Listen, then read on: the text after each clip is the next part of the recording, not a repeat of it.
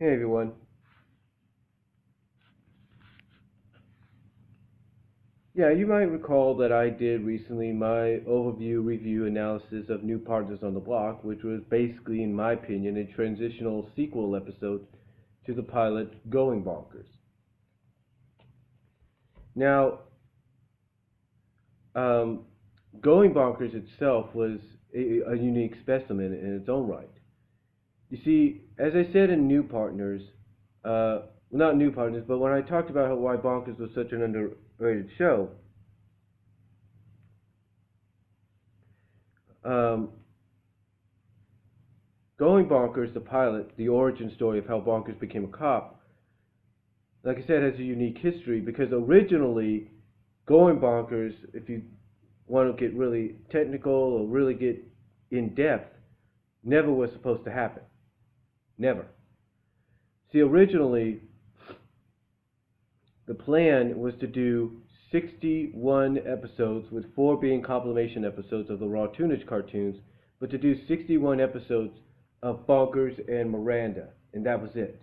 No Lucky, no Paquel family, no Fall Apart, just Miranda and Bonkers, and that was it. So, unfortunately, 42 of those episodes came back disastrous. The original team of Dwayne Capizza and Greg Weismer and their team was, taken off the project.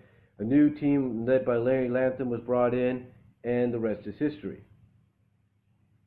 And the one thing Larry Lantham did do that I will admit, and I'm not sure if Dwayne Capizza was going to do one himself, but the one thing that Larry Lantham did was he gave Bonkers an origin story, a backstory of how he became a cop.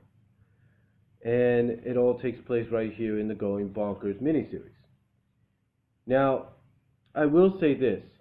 If you own this cassette, or if you've recorded the original Bonkers run on the Disney Afternoon in syndication, or if you did what I did and recorded it when it was part of Toon Disney, either on VHS or as I did later on DVD,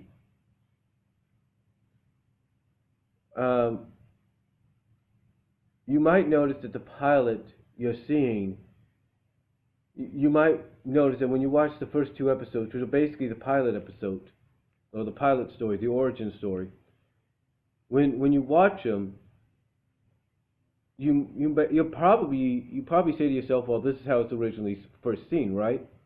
You're probably saying to yourself that this is how it's always been aired, right? Nothing's out of place.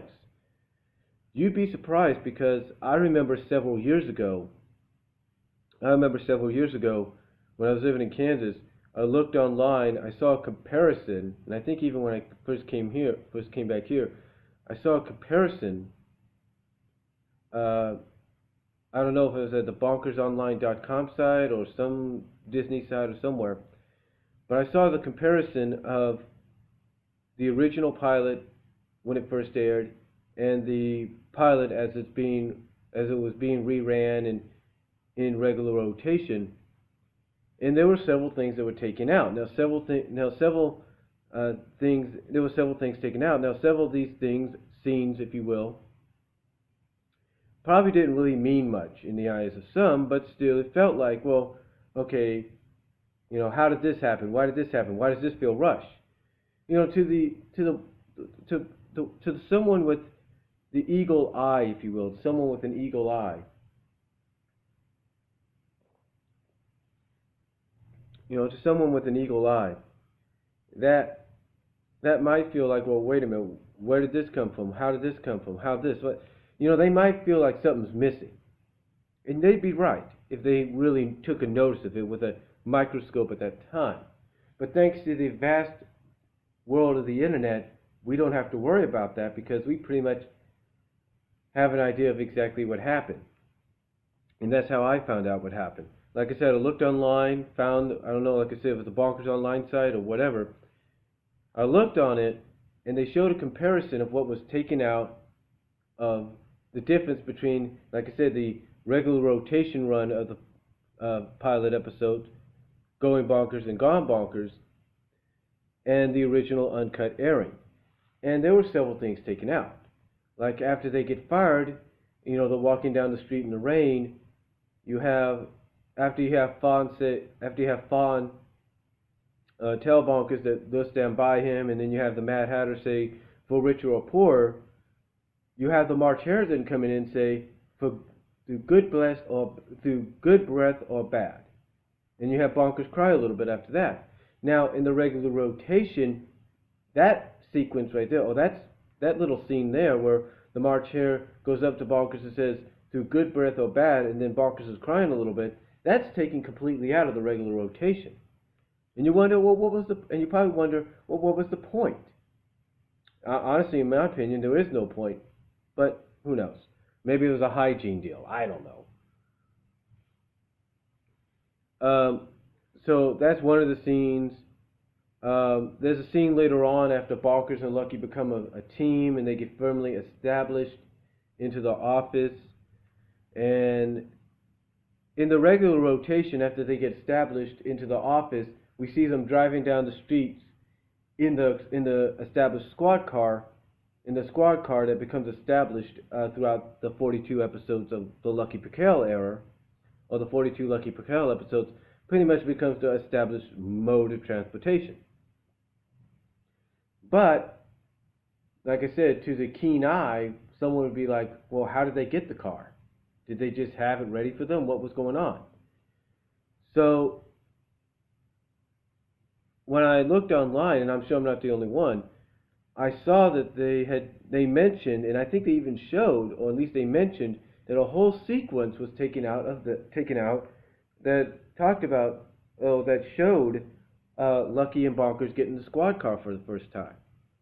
Yeah, there was a complete sequence taken out of the pilot, out of the first half of the pilot, of them getting the squad car. Now, I don't know why. Maybe because of the way the squad car was presented. I don't know. So, basically, this sequence is taken out where they try to start the car. Doesn't start. They try to call for maintenance. Lucky gets a shock out of it. And Will Bonkers at the end of it says, don't worry, I know where to get some replacements. It's like, well, what was the reason for that? Was it too long? Was it unnecessary? I think it was unnecessary to take it out. I think they should have kept it in, honestly, but that's just my opinion. Then we get to the point when they show up at Bubba Bear's house, and as Lucky's walking towards the house, he turns around and tells the Toon Cop and Siren to shut up. And in the regular rotation, after he does that, it shows him still walking up to the house from the window view that Mr. Doodles is looking out of.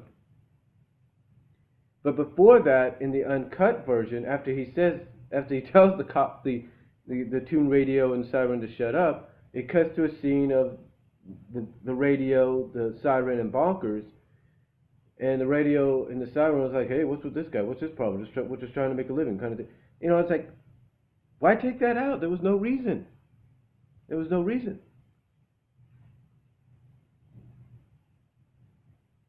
You know, there was no reason. Then we get inside. Then they get inside Bubba's house. They get inside Bubba's house, and Lucky points out the banana peel to Bonkers.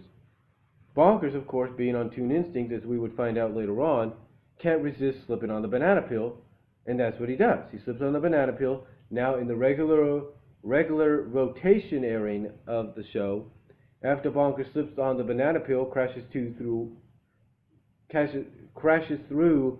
the wall twice, outside and back in. In the regular rotation, he runs right into Lucky, and this knocks Lucky into the backyard, or into the front yard or something like that of the house. Now, in the uncut airing, try to keep with me here. I know it sounds confusing, but in the uncut airing, after Bonkers does the banana peel slip, he doesn't crash. He doesn't just crash into Lucky and Lucky goes through the wall. No.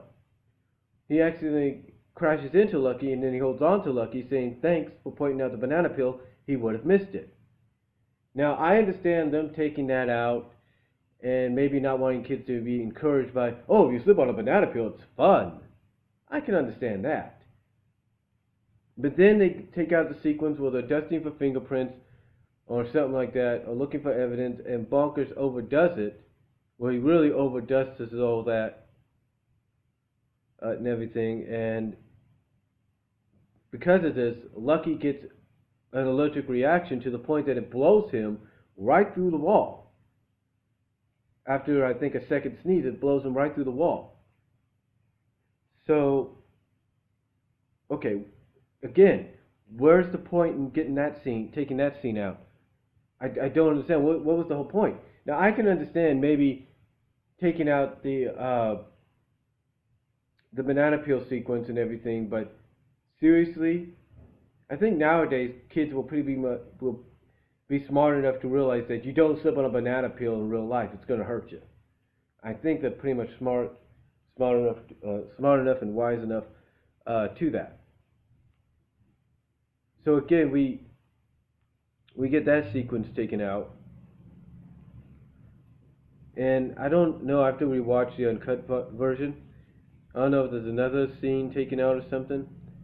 But then we get towards the end of the pilot, the pilot itself, and like I said, in the regular rotation, especially on Toon Disney, for a while, I guess until the FCC decided to step in, they would always show Lucky unplugging the laminator. So he would unplug it, right? Well, later on, I guess the FCC, cut down on that, and I apologize for that in the background. I don't know what they're doing across the street. But basically, later on, I guess the FCC decided to, put the kibosh on scenes like that, where people just unplug, or characters just unplug something like that. You just pull out the plug like that. I think the FCC and the parental groups decided to, the soccer moms, if you will, decided to put the kibosh on that, and instead, when you have Bonkers in the regular rotation, especially when you watch it on Toon Disney, say it's about to be sealed, all of a sudden you have the collector going like, Mr. Doodles, why did you stop? I told you not to stop. Why did you stop? Not knowing what's going on. And then you have Lucky show up, and here's what gets me. You have Lucky show up, out of the background saying he pulled the plug, and he's swinging the plug around like this.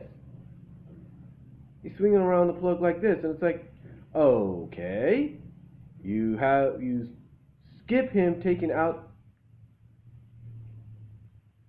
you basically cut out him pulling the plug, but you don't cut out him swinging the plug? I don't get it. Now,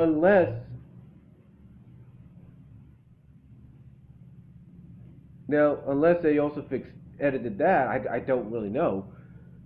But you don't cut out where he's doing this? It's like, what's the point? What was the point of taking the scene where he does this, and yet you don't take out the scene doing that? I don't get it. Now, again, I can understand them not wanting kids to think it's okay to pull plugs like this, go pew, like that, because it could cause electricity, not electricity, but it could cause electrocution, if you will, can cause electrocution. It could do that. There's no doubt about that. It could cause an electrocution, it could cause a fire, whatever. I get that. I understand that. So they don't want kids to think that's okay. I get taking that scene out. But still, you're going to have them swinging around an unplugged cord like this? What message are you sending there, FCC? What message are you sending there, Disney? I don't understand. But anyway, overall, do these edits hurt the overall presentation? That's what I think a lot of people want to know. Does it hurt the overall presentation of the miniseries? I'm just checking something there for a second. Does it hurt the overall presentation of the miniseries?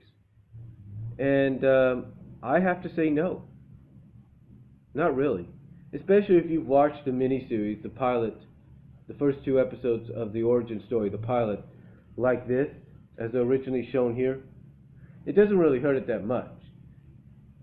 If you watched both the original uncut version, the uncut airing of the pilot and then watch this version, yeah, it kind of does hurt it because you're thinking, well, why'd they do this? Why'd they do that? But overall, if you ignore some of those negatives,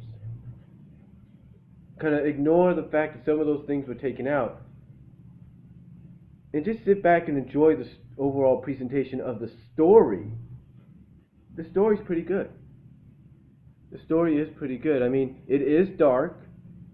The main villain is basically described as being an obsessive tune collector, going as far as not only collecting sets from studios where the tunes worked at,